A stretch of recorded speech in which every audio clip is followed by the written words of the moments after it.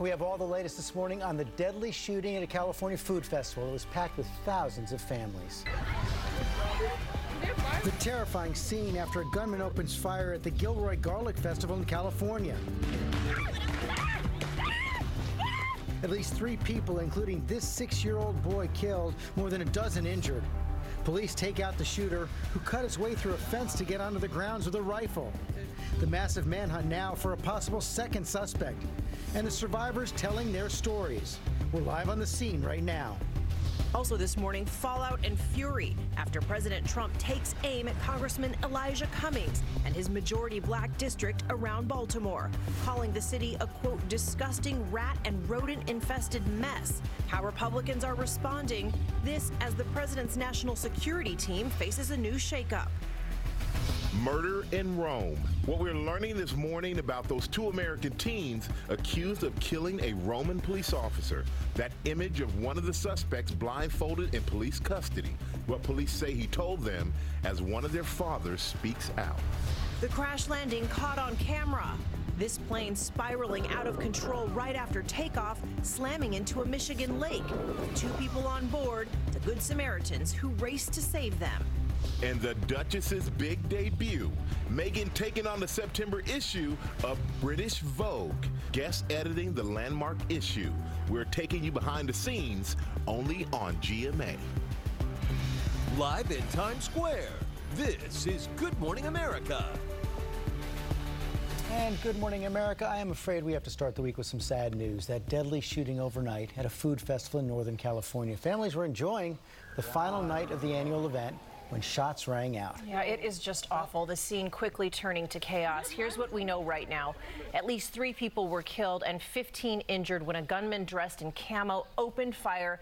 He was shot and killed by police, but now a manhunt is underway for a possible second suspect. Families are searching for answers this morning after another deadly shooting. And ABC's Will Carr, he's going to start us off on the scene in Gilroy with the very latest. Good morning, Will. And Michael, this is a festival packed with families. There were literally thousands of people here. They were eating food, they were listening to music, they were having a great Sunday night when that gunman opened fire.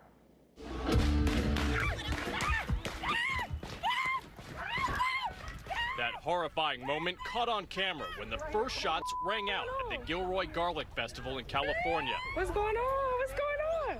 Oh, they shooting. Who shoot at a garlic festival? The wounded left bloodied, many treated on the scene. Some rushed away in the backs of pickup trucks. There's several victims down, and we need to set up a triage. I'm trying to corral all the victims into one area. This morning, 3 victims are dead, including Stephen Romero, a 6-year-old boy attending the festival with his mother and grandmother. It has to be someone really sick, because shooting a kid, that's a family event. Are you okay? The shooting started just after 5:40 p.m. in the small town of Gilroy, about 80 miles south of San Francisco. Police believe the shooter cut through a fence to evade security, snuck onto the grounds, and then opened fire with a rifle, unloading on the crowd. Witnesses thought the loud pops were fireworks before they realized they were under attack. It's the last place you would ever expect. Oh, they shooting. Get out of the way! Police engaged the gunman in less than a minute, shooting and killing the suspect. Overnight, a manhunt combing the area for a possible accomplice. Based on witness statements that there was a second individual involved in some way, we just don't know in what way. As stunned witnesses describe a horrific scene. They doing CPR on her. It looked like he was playing some duck hunt. He was just pecking people down. It was so scary. I just hear, fire, gunfire, pop, pop, pop, pop. When you're trying to get to safety, what was the scene like? Yelling, screaming, it just became a very hectic situation. They shooting! A tight-knit community pulling together after a shattering night. It's just so hard when it hits home like this. It's very difficult to really come to grips with it. And as authorities are continuing to search for that possible second suspect, the big question this morning is why authorities are trying to zero in on that motive. George. Okay, well, thanks very much. I want to bring in now Candace Marquez and Cheryl Lowe, who are on the scene. at the Garlic Festival yesterday. I'm so sorry you had to go through that yesterday. Thank you for joining us this morning. And Candace, let me begin with you. You never expect something like this at this festival. When was the first moment you knew something was wrong? As soon as we got out of the porta potties, we heard a pop, and right away they said firecrackers, and we turned to our left, and there was a gunman. His gun was pointed to the ground. He was trying to put another clip in it, and then he started walking away toward left away from us and just started shooting, and we ran the other direction. Did you see? And it was so scary. Go ahead. Did you see anybody else with him, that possible second suspect? No, we only seen the one. And Cheryl, I know your boss and her husband both got shot in their tent. Do you have any more information on how they're doing? The last update I got is her husband's in critical condition and she's in stable condition right now. That's all I got. They just got out of surgery at midnight, and they were in surgery most of the evening. But one's in stable and one's in critical condition. It's touch and go right now, basically. Oh my goodness, so sorry for that. Set the scene of what was going on inside that tent. I guess your granddaughter and her son were there as well? Yeah, her granddaughter and our owner's 3-year-old son. 3-year-old son were in the tent. And my niece, she was actually a hero. She grabbed him and hid him under the table so that he didn't get shot. Because he was standing right out there with them, and she grabbed him, and she said, I grabbed him, Grandma, and I put him underneath the table with me because I didn't want anything to happen to him. So she saved him. She's a hero in this. In my eyes, she saved his life because he doesn't understand a lot. He's English, Spanish, and he was so confused. His parents were on the ground. His parents were on the ground, so she pulled him under, and then by the time I got back around to look for both of them, somebody had grabbed both of the children and put them on the other side of the freezer to protect them from the gunmen. So they were safe. Such strength and such courage. She looked the killer right in the eye? She did. She saw him. She saw him shoot his mother, the little boy's mom and dad. Yes, she did. She said, Grandma, I saw him shoot him. And then she grabbed the little boy and she put him underneath the table. And then somebody else grabbed them and put them over on the other side of the freezer that was over there. By the time I got over there, how is she doing find her. I didn't know where she was. She's a little shaken. She was asleep. She's a little scared because she heard that there was still one out there, but she seems okay right now. But we'll see. We'll see. We'll get her some help if she needs it. Someone to talk to. But she seems okay. And the little boy? He doesn't really understand right now. He's 3, so he didn't show any emotions either way. He just wanted to know where his mom was, and he that just was wanted it. his mom, yeah. So we'll see how that goes. Did you hear the gunman say anything, get any sense of why he was doing this? No, he was very quiet. He didn't say nothing, anything. not a word. They didn't even look side to side, didn't look anywhere, straight ahead, and just kept walking towards the tent and shooting. That's all he did. And it wasn't to point at one certain person. He was just, it was like bam, bam, bam, bam, bam, like that. He moving the gun just moving the gun and just going. Just shooting randomly? Yes. Just randomly. And the weirdest thing was there wasn't that many people around in the area that he was shooting at. I mean, everybody was mostly walking towards the exits, I think. It didn't seem like there was that many people around there. And he was wasn't just one hurrying. minute he was there, and then the next, he was just, I don't know. No, it just seemed like, he was just, he didn't run or anything. He just kind of walked fast over towards the shooting, and then we went behind the porta potties and we didn't see him anymore.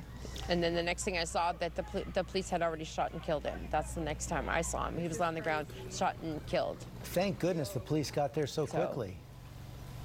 They did. Well, there was a lot of police, a lot of security there. I mean, you feel secure in there. I mean, they're on horseback, they're on motorcycles, they're on bikes, they're all over the place during the festival. Yeah. So there's no reason to think that we were not safe there.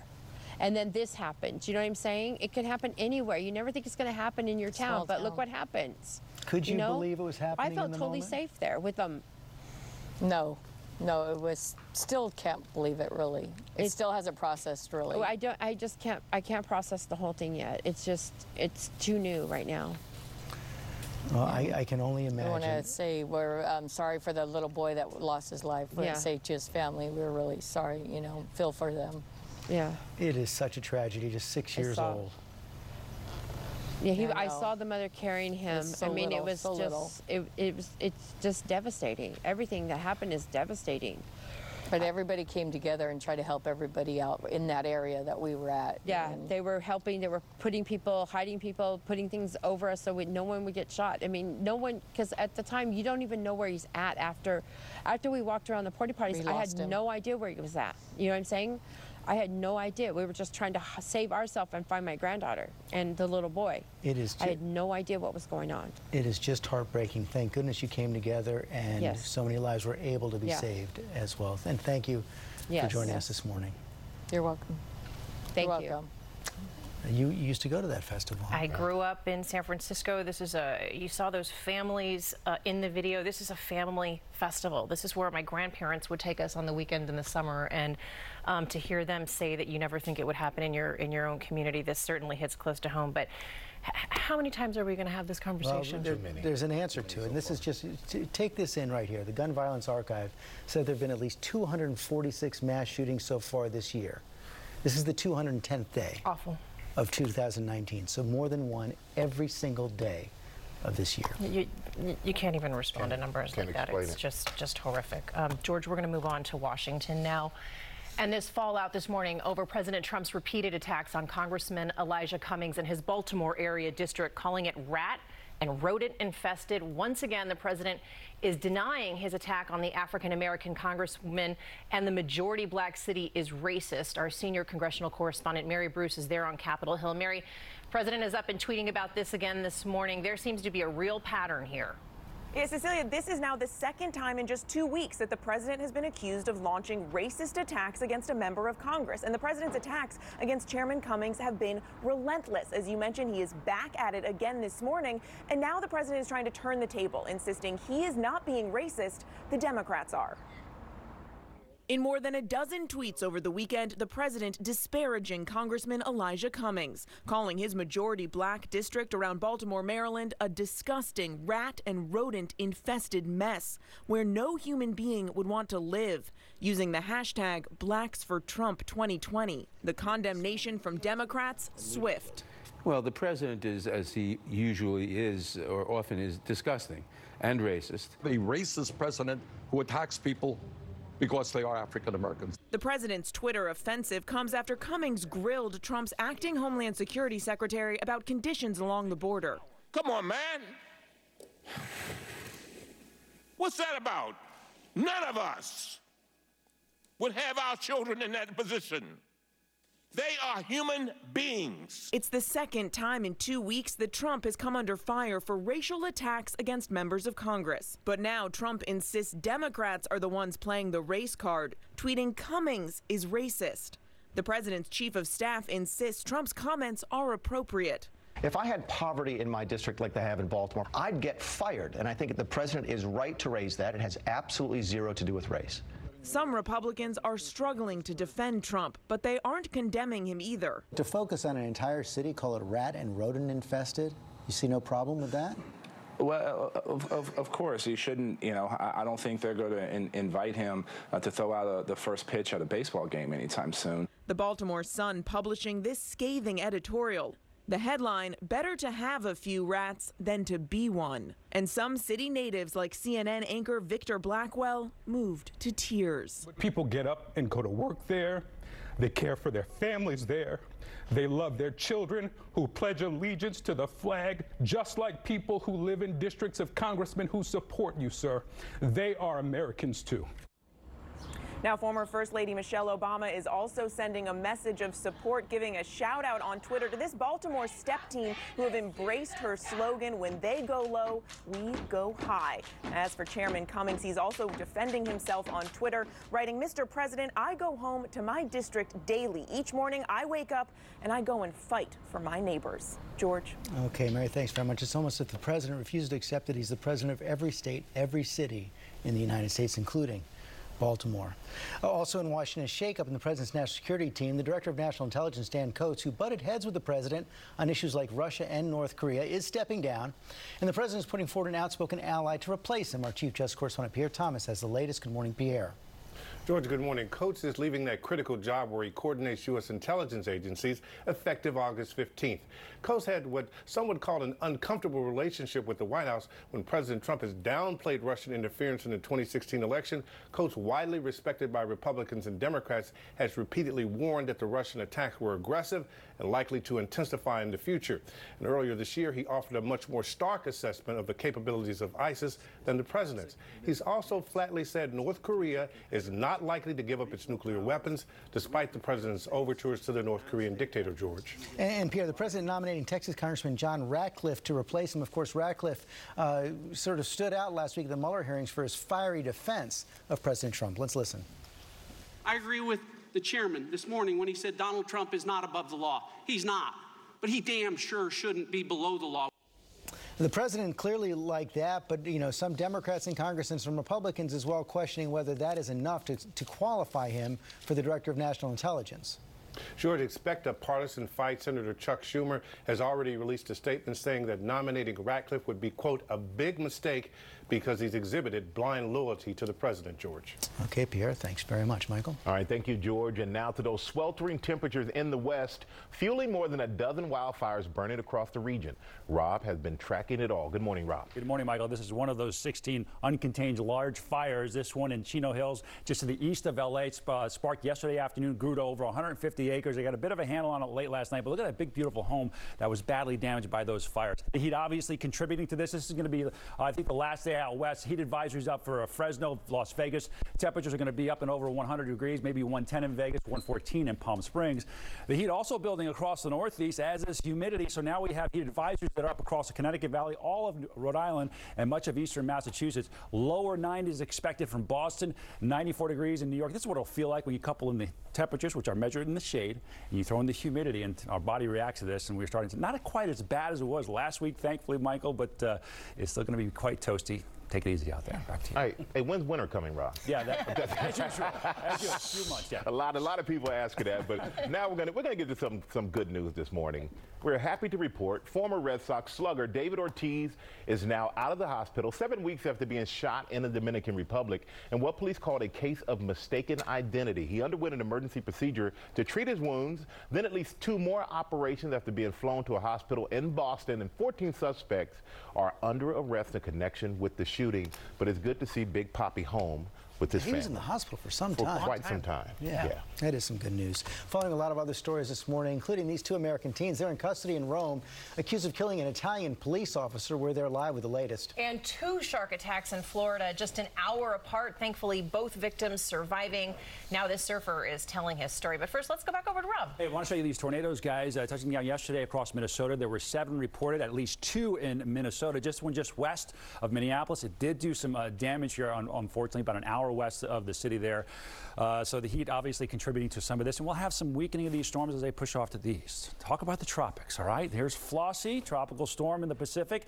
Eric, tropical storm. We're worried about this one. It's forecast at this point to become not just a hurricane, but likely a major hurricane as we get towards Wednesday, and making a run at Hawaii. Right now the track is to the south, but keeping a close eye on that and Flossie and this disturbance in the eastern Caribbean just south of Puerto Rico. And looking at that could bring some heavy rain, and we'll watch that for potential development as well. Time now for your Select Cities, brought to you by Amazon Echo. What are you listening to? Alexa, skip track. Wait. Alexa, play that song that goes, I hate you so much right now. I'm gonna miss you so much. Yeah, you are.